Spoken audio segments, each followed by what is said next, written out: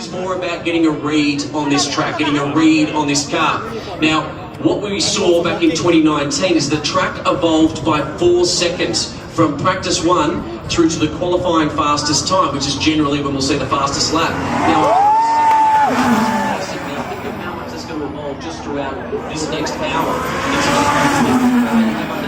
Not long, right? You can open it if you want to.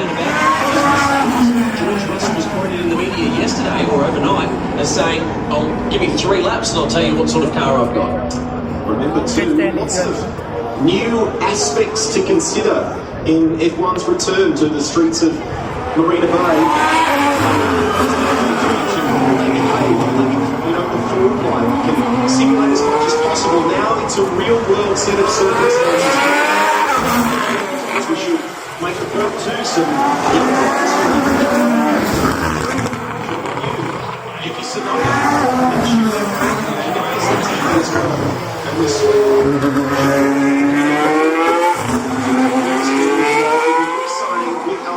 There'll be a lot of support in this region for him.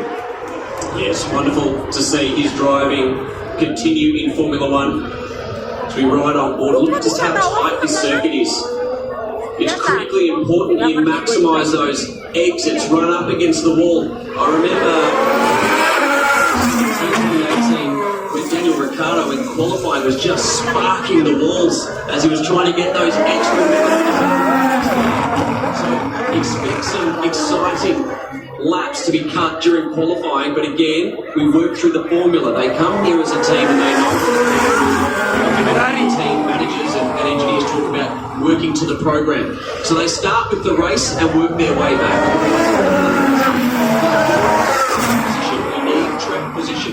It doesn't mean we guaranteed to win the race, but Rusty, the numbers are 75% of the races have been won from pole here in the history. It's critically important to be up the pointy end. And in terms of pole position specifically, it's requiring the team to be the most of any driver so far this year, more than, or exactly double what Max Verstappen has accumulated in pole position terms, but Max's wins, goodness me, to convert.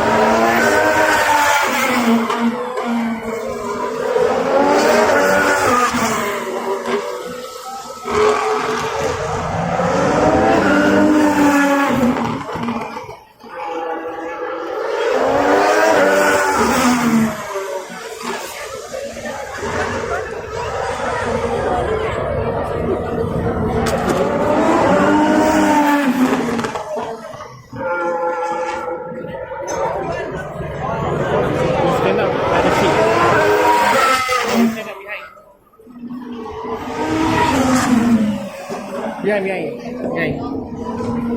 See.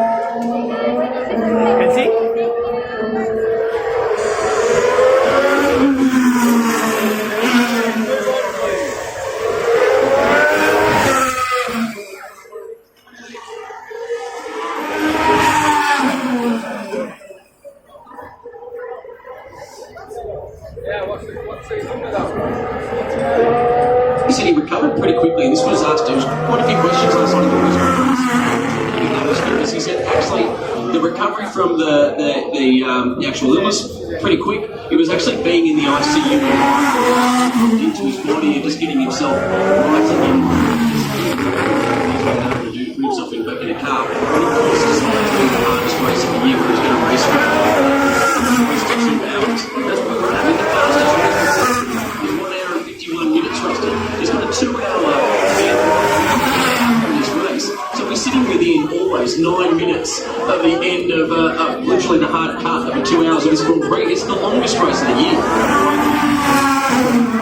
Cam, as Alex took you around the final to complete the lap here, it was appendicitis and what we thought would be a fairly simple recovery. Took a little bit more, but we're just glad he's okay and back in the race car. That's really the cool thing, the main thing. Just a check-in on the tyres that each of the drivers are on at the moment. He's on a medium compound tyre, 147.2. Second is also on a medium compound.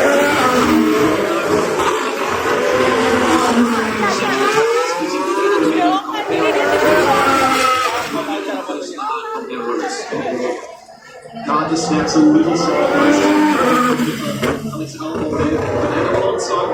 Quickest at the moment with that 1 minute 47. The second max of 147.329, right in the car side. Look at the play. When you get a little hungry and use a little bit of excess curve there.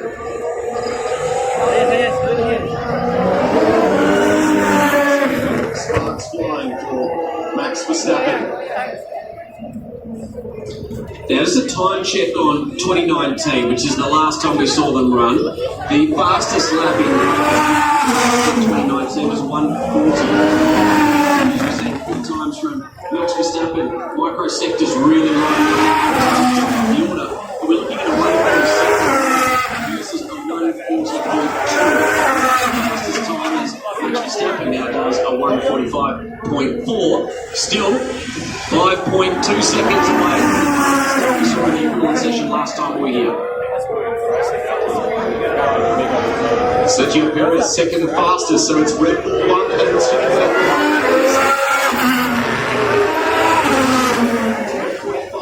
145.466 plays a 146.63, so 1.1 seconds at the moment, the margin between the two. Some of the other things to look at with this circuit as well. Full throttle. It's a lot low when we think about all the Grand Prix around the world, all 22 races. So we're looking at Lando Norris. Just keeping on. So that range you're seeing there is generally, you don't see it too often at this time of the season, do you? When they start to bring that out, and the air is flowing over the top. And all sorts of other parts, and clearly they're looking at some sort of change that cycle. You're significant down the side of the cameras and you can see quite a... What is that?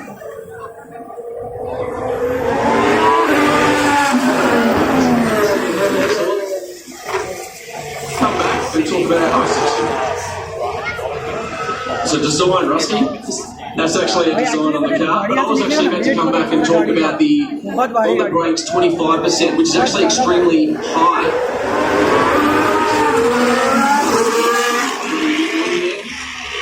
25% of the laps they're on the brakes around here as well. There's 80 gear changes per lap, and depending on the team's data you look at, it's somewhere close to 5,000 gear changes across the course of the race. Think of the physicality of just changing gears. We'll get a replay in a moment of what happened there for George Russell. Fastest at the moment with 50 minutes remaining. He's with Russell now.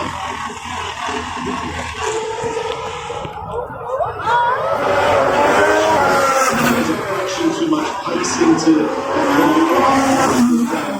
the time will Cam and I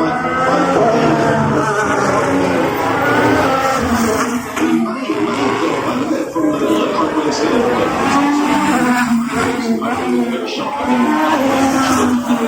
The counters in practice at the moment, but the design to take that frontal impact is generally when you lateral impact that you do. They'll take that off, they'll have a look as well. In taking taking any risks at this point in time, and they'll go and have a look and see if there's any other issues. Change tyres, most. But again, they can use up their tyres. They can just the red sidewall tyres, the hard one. Sorry, just going to double check on that. The red, the sauce that they put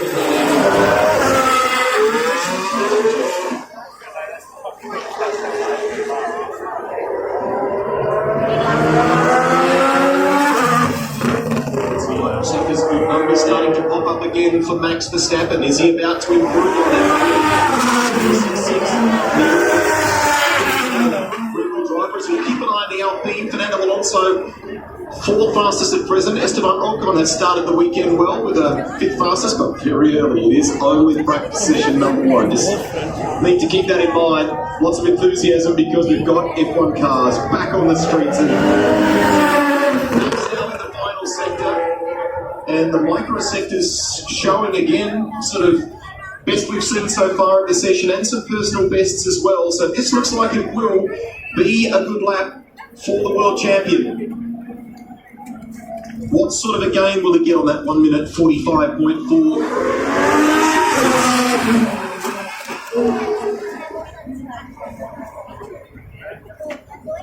44.748. So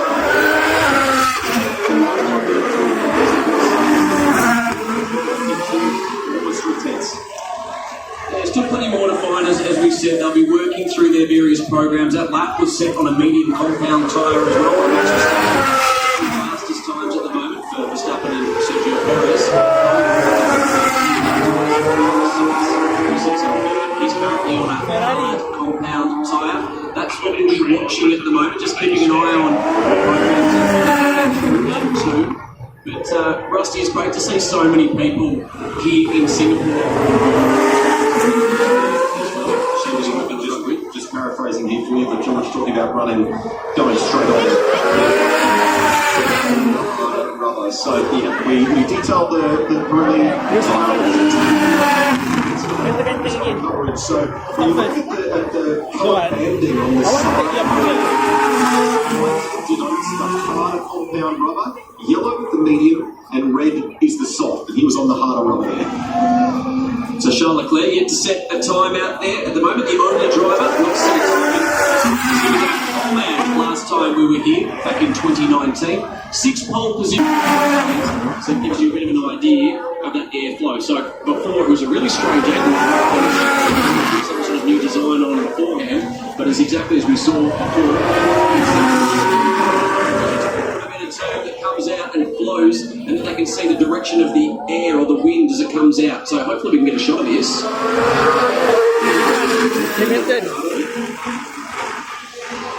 It seemed like a crazy amount of it, but obviously gives them a real world look at behaviour. Well, it wasn't even that long ago, I feel. Trying to work out what was going on after a compromised pre-season test.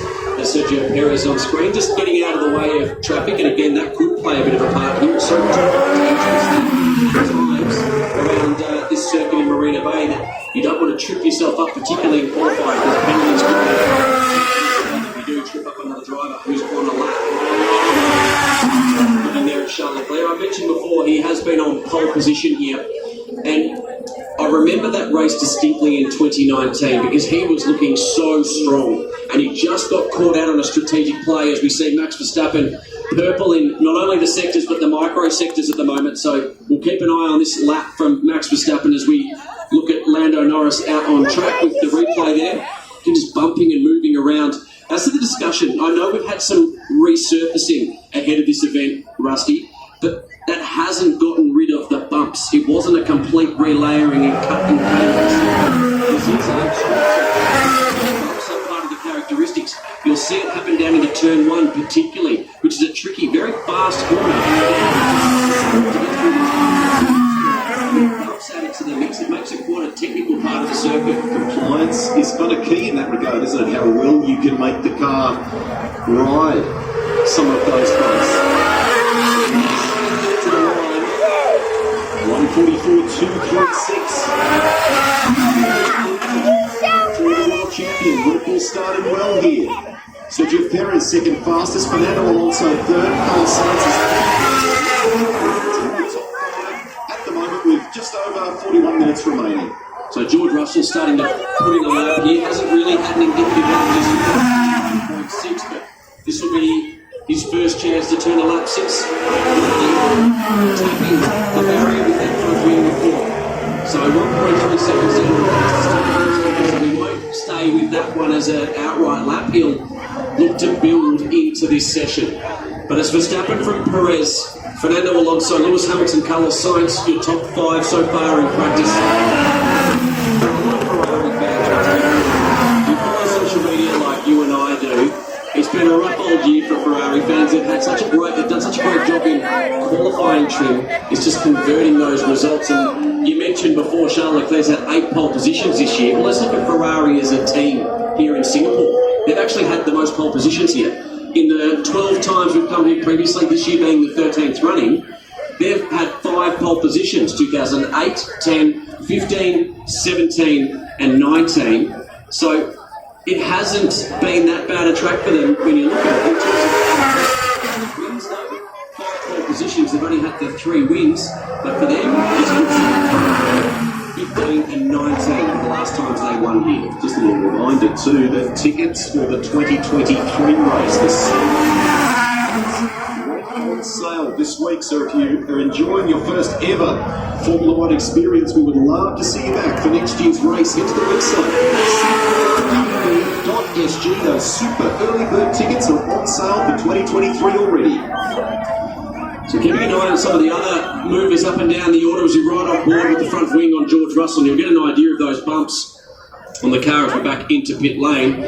We're seeing some purple microsectors, and Carlos Sainz, personal best through this middle sector, sector 2. He currently sits in 5th